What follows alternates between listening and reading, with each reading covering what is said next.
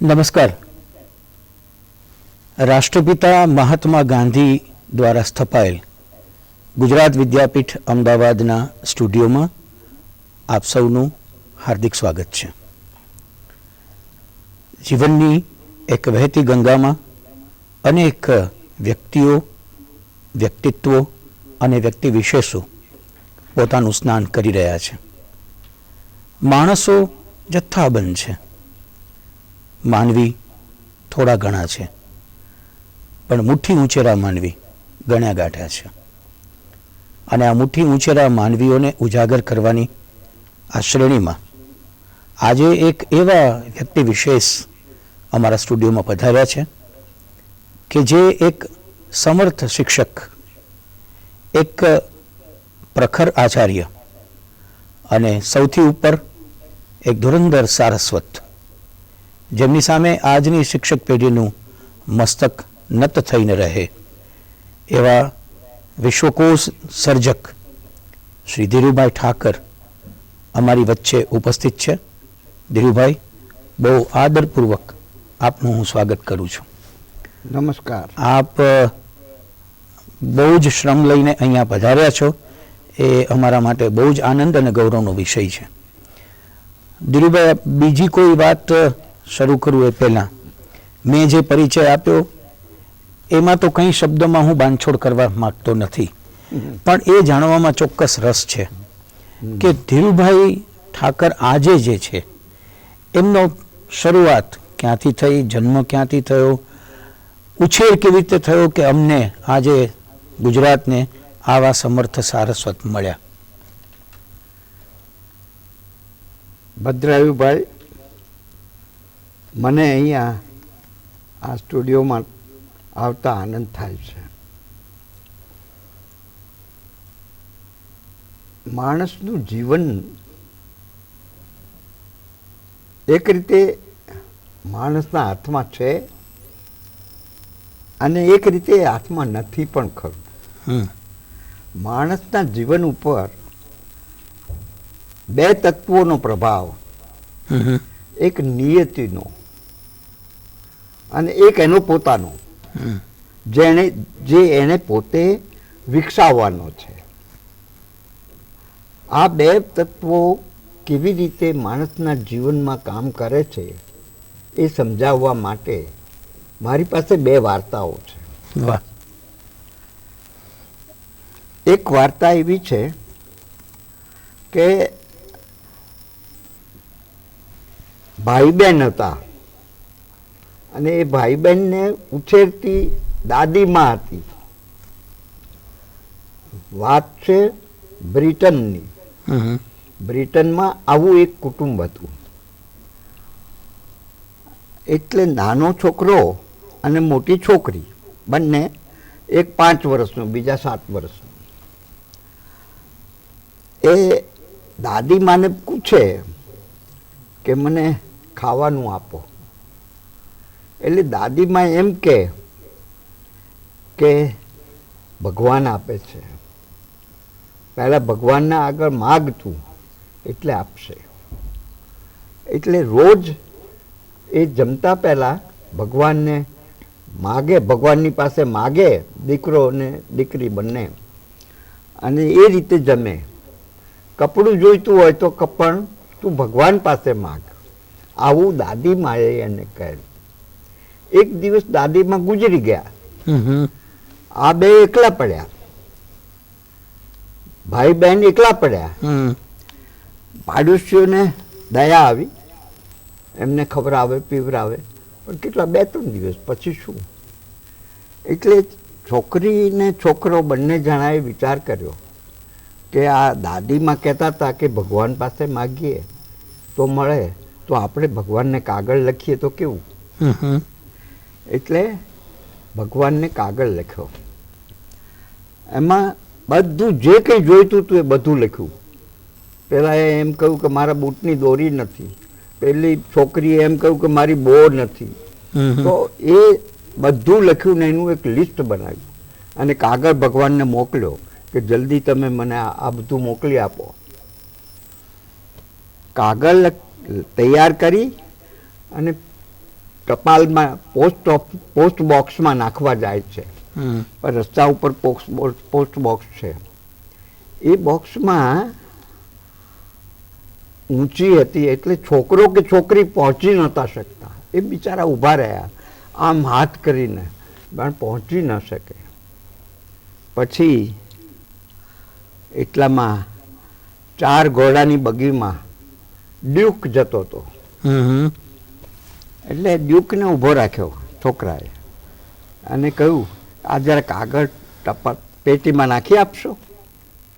એટલે ડ્યુક નીચે ઉતર્યો ગાડીમાંથી. કાગળ એણે ટપાલમાં નાખી આપ્યો. પણ નાખતા નાખતા એની નજર પડી તો ઉપર એડ્રેસ શું હતું? Two God all mighty. એટલે એ તો હશે જરાક ગમત એના થઈ અને એ તો ગયા. સાંજે ડ્યુકે વિક્ટોરિયા રાણીને વાત કરી, એની માતાને, કે આજે તો આવું બન્યું કે એક છોકરો ને છોકરી હતા ને એમને કાગળ નાખવાનું કહ્યું ને મેં નાખ્યું, પણ એમાં એડ્રેસ લખેલું હતું ટુ ગોડ ઓલ માઇટી. વિક્ટોરિયાને વિચાર આવ્યો કે આમ કેમ હશે? એને તો બહુ વિચાર કર્યો કે એ ટપાલ પેટી મંગાવો અને કાગળ કાઢાવો. ટપાલ પેટીમાંથી ટપાલ તો જતી રહી હતી, કાગળ પેલા કચરામાં નાખી દીધો હશે સોર્ટરે, એમ માનીને કે આ તો કંઈ એડ્રેસ છે, કોઈ કંઈક મશ્કરી કરી છે. એને વિક્ટોરિયા રાણીએ સખત કહ્યું કે ગમે તેમ કરીને કાગળ મેળવવો. કાગળ મેળવ્યો. રાણીએ વાંચ્યું ત્યારે કે છોકરાઓને બોલાવો, આ છોકરાઓને બોલાવો જેમણે આ લખ્યું છે. એ છોકરાઓને બોલાવ્યા એટલે છોકરાઓ કહે છે કે અમે નહીં આવીએ. કેમ? અમારે પાર્સલ આવવાનું છે. ઓહો. અમારે પાર્સલ આવવાનું છે એનું. એટલે પછી પેલા માણસોએ કહ્યું રાણીને કે આ પ્રમાણે કહે છે છોકરાઓ કે પાર્સલ આવવાનું છે. એટલે કે તમે થોડીક વારે નહીં, ગમે ત્યારે પાર્સલ આવે, અમે ક્યાં માનીએ, એટલે અમે નહીં આવીએ. પછી પેલા એમ કહ્યું કે એમ કરો, અમે તમારા ઘેર બેસીએ છીએ 2 જણા અને તમે જાઓ, રાણીની ઈચ્છા છે તમને મળવાની. એટલે ગયા છોકરા, બંને ગયા. હા, કે થોડાક વખત માટે જઈને તરત પાછા ગયા. એટલે રાણીએ પૂછ્યું કે ભાઈ આ તમારો કાગળ મળ્યો છે અને આ બધી તમારી વસ્તુઓ આવી છે, કે તમારી પાસે ક્યાંથી આવે? કે તો ગોડ ઓલમાઇટી મોકલવાના છે. પણ કે રાણી છે ને એ ગોડ ઓલમાઇટીના પોસ્ટમેનનું કામ કરે છે. વાહ. હા, એટલે પોસ્ટમેન આપ્યા, એટલે તમને બધું આપ્યું. પછી તો એ છોકરો ને છોકરી બંનેને વિક્ટોરિયાએ પોતાની પાસે મહેલમાં રાખ્યા. એ છોકરો તે પછી પાછળથી ઇંગ્લેન્ડનો વડોપ્રધાન થયો, રામસે મેકડોનલ્ડ. હા, અને છોકરી એ વિક્ટોરિયાની પુત્રવધુ થઈ. હવે આ વાત છે. હવે એમાં ઈશ્વરની જે શ્રદ્ધા છે ઈશ્વર વિશેની એની વાત છે. અને બીજું કે આ રાણી એ જો એના વિશેની આટલી તકેદારી ન રાખી હોત તો એ તો કંઈ છોકરાઓ એ તો મા બાપ વગરના હતા અને ડોશી ગુજરી ગયા હતા, પછી એનું તો કોઈ નહોતું. આ એક વાત છે માણસના જીવનમાં નિયતિ કેવું કામ કરે છે તે. બીજું છે કે માણસના જીવનમાં સમર્પણનો ભાવ એ કેવું કામ કરે છે એનો દાખલો એક ઇટાલિયન વિદ્વાનનો છે, તુચી. બહુ મોટો વિદ્વાન.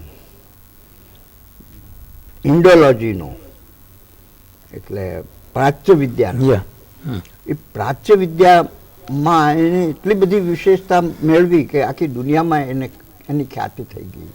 એ ત્યાં બેઠો બેઠો રોમમાં બેઠો બેઠો એમ કહે કે ફલાણું શિલ્પ છે એ આટલી સદીનું છે, એ એનું આ છે.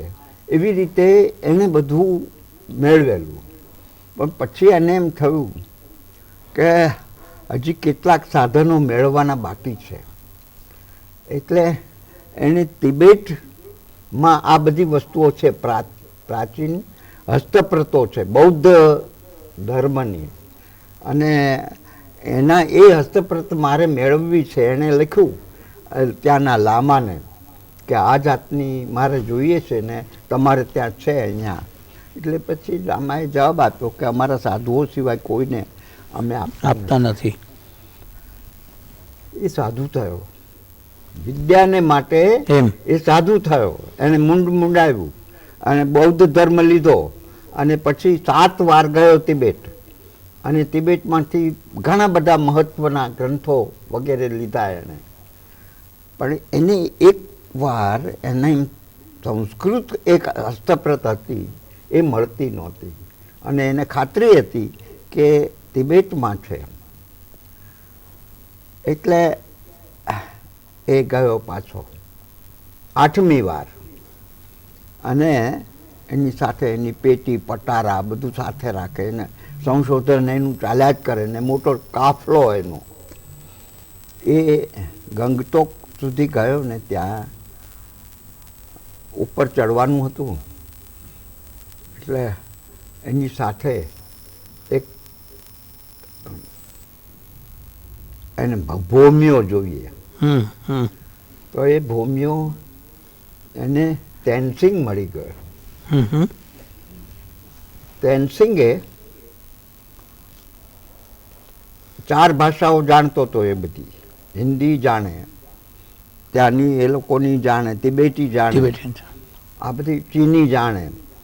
આ બધું એટલે આને પાસ કર્યો કે ભલે તું ચાલ મારી સાથે. એટલે તેનસિંગ ઉપર લઈ ગયો એને, અને તેનસિંગને તો જાત્રા થાય એવું હતું, કારણ કે લામા એમના ગુરુ આ લોકોના, એટલે એને તો બંને રીતે ફાયદો.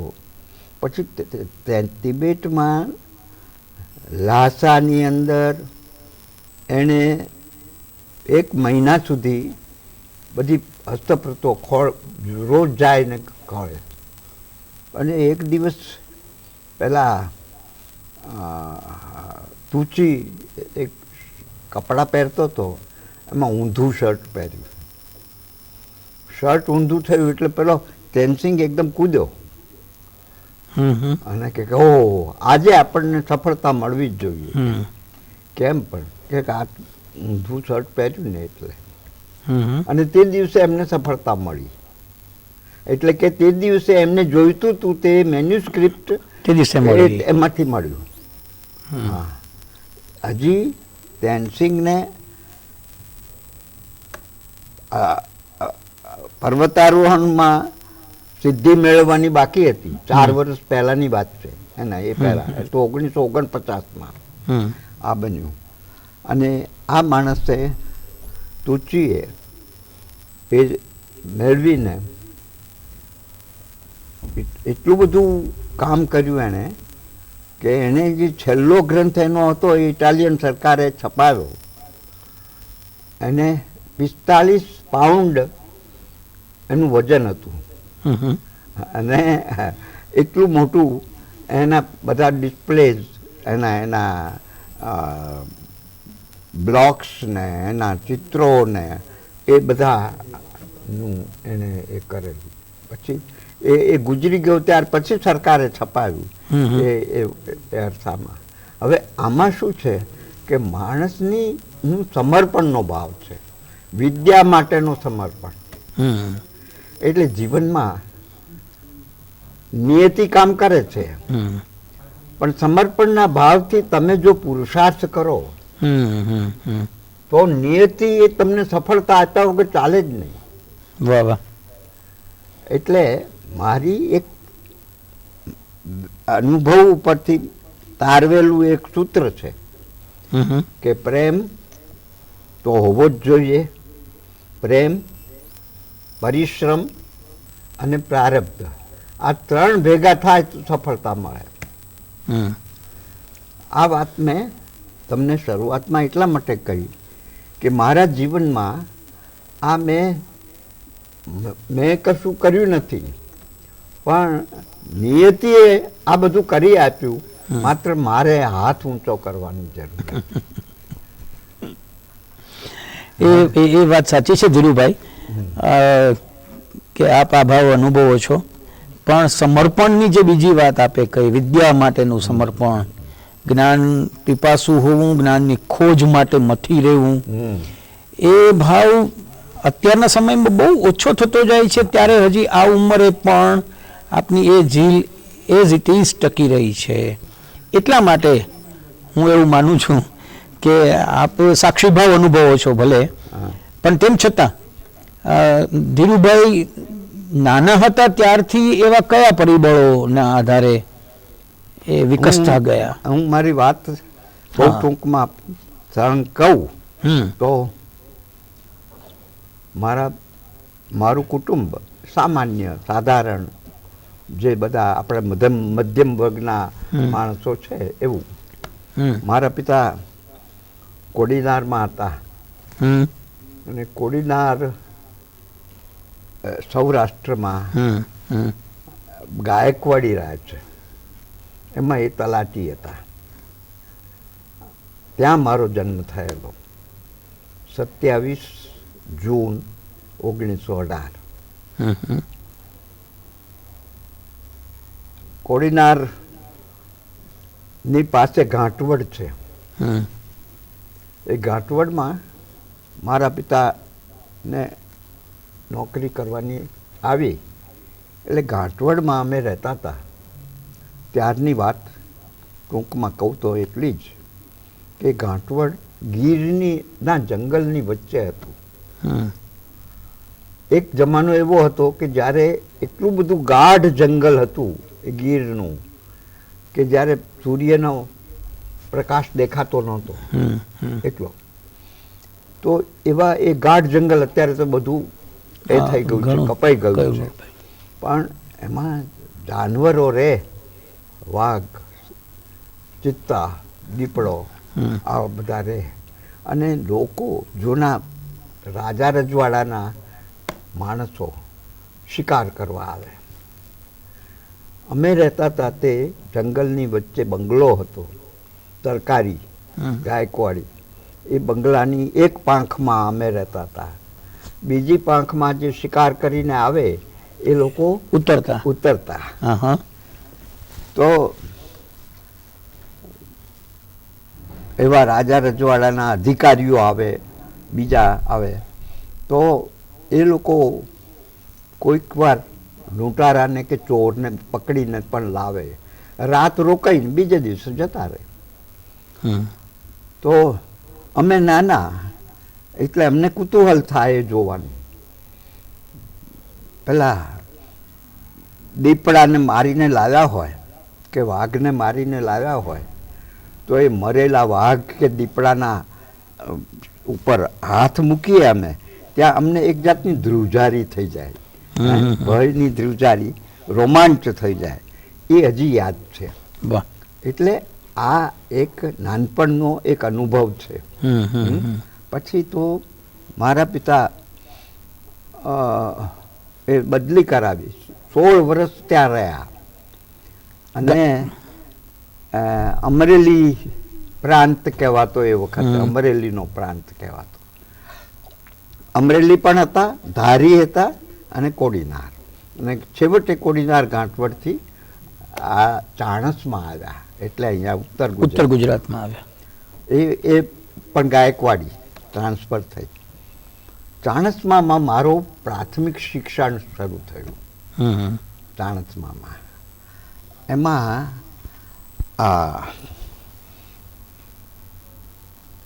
મહત્વની વાત એ છે કે એ જમાનામાં શિક્ષકો હતા એ નિષ્ઠા એમને લોહીમાં હમ નાનું ગામ એવી સ્કૂલ એટલે એંગ્લો વર્નાક્યુલર સ્કૂલ હમ કે ચોથા અંગ્રેજી ચોથા ધોરણ સુધી જ હોય. તો એમાં હું પ્રાથમિક શાળામાં હતો અને બીજી ચોપડીમાં ડેપ્યુટી પરીક્ષા લેવા આવે, અચ્છા. ડેપ્યુટી એજ્યુકેશન ઇન્સ્પેક્ટર, હમ એ પરીક્ષા લેવા આવે. તો એ પરીક્ષામાં છોકરાઓને પલાખા લખાવે, શબ્દો લખાવે. તો એ પલાખા અમે લખીને તરત બતાવવા જઈએ આમ. પછી એ સવાલો પૂછે. તો એક ડેપ્યુટી કંઈક એવા હશે તો એમણે ટીખળમાં એમ પૂછ્યું કે હાથી દાંતના ઝાડ કેવા હોય. હમ હું તો નાનો, મને કંઈ બીજું કંઈ સૂઝ્યું નહીં. મેં માત્ર એટલું કહ્યું કે કાળા જાડા મજબૂત હોય. એટલે પેલાને એમ થયું કે આ માણસ, આ છોકરામાં સેન્સ ઓફ હ્યુમર સારી લાગે છે. અચ્છા. શું હવે મને તો સેન્સ ઓફ હ્યુમરનો સવાલ જ નહોતો, મારા મગજમાં આવ્યું તો બોલી નાખ્યું. શું એટલે પછી એ હાથીદાંતના ઝાડની વાત કરી. ત્યાર પછી ઘણીવાર આપણે ન ધારીએ એવા પરિણામ આપણા કહેવાથી આવે. અમારા શિક્ષકોમાં એ જમાનામાં એક મોટા વિદ્વાન અમારા હેડમાસ્ટર હતા, રામલાલ ચુનીલાલ મોદી, જેમણે ભાલણ ઉપર સંશોધન કરેલું, પાટણના. તો પરીક્ષા લે, સ્કૂલ જ લે, ચોથા પાંચમા ધોરણમાં આમ તેમ. તો એ પરીક્ષા લે એની તૈયારી પણ એ કરાવે શિક્ષક. કેવી રીતે? તો એ કહે છે તમને છોકરાઓને કે જે બહુ સારા છોકરાઓ હોય ને મહેનત કરવાવાળા, રાત્રે આવજો. સ્કૂલમાં રાત્રે બોલાવે. સૌ અમે પથારી લઈને જતા.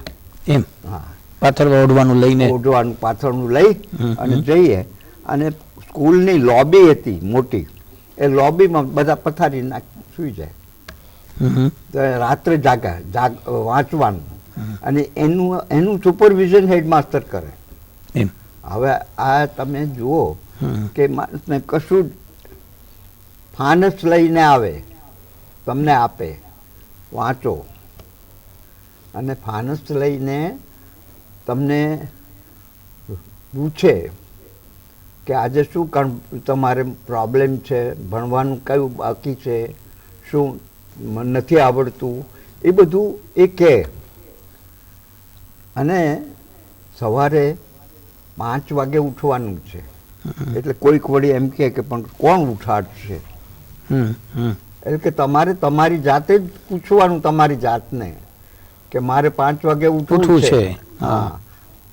હવે એ જમાનામાં અમને એ વખતે આ હેડમાસ્ટરે કહેલું આખી જિંદગી યાદ રહે કે તમારે તમારી જાતે રાતે સૂતી વખતે એમ કહો કે આજે 4 વાગે ઉઠવું છે તો ઉઠાય જ. અંદરથી અંદર બેસેલો છે ને એ તમારો હુકમ માને જ, ન માને એવું બને જ નહીં.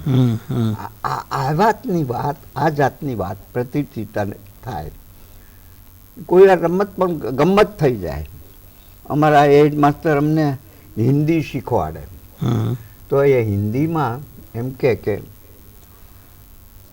રસ્તે શીખવાડતા હોય, એમાં પાઠ આવે એટલે વચ્ચે ઊભા રહે ને પછી પૂછે તમને કે બોલ આ શબ્દનો અર્થ શું.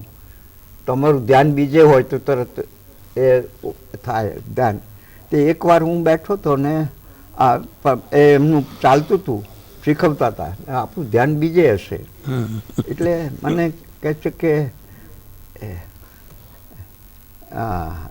1 દર્જન કે કરીબ, એનો અર્થ શું થાય, ગુજરાતી શું થાય? 1 દર્જન કે કરીબ. એટલે આપણે તરત જ કહી દીધું કે 1 દર્જન ગરીબ હતી. એટલે એ રામલાલ મોદી કદી હશે નહીં, એમને મૂછમાં હસવા માંડ્યા. હા, પણ આવું થતું. પણ ભણવાનું એટલે એક જાતનો રસ એની અંદર પૂરાય, અને એની સાથે મહેનત કરવાની.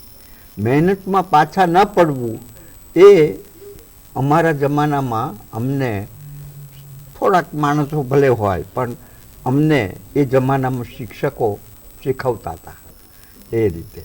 અને એ રીતે ચાણસ્મામાં પછી સિદ્ધપુર ગયા. સિદ્ધપુર હાઈસ્કૂલમાંથી હું મેટ્રિક પાસ થયો. એ સમયનું મેટ્રિક. એ સમયનું મેટ્રિક 1934માં, 1934. એટલે એ સિદ્ધપુરમાં બહુ સારા શિક્ષકો બીજા મળ્યા.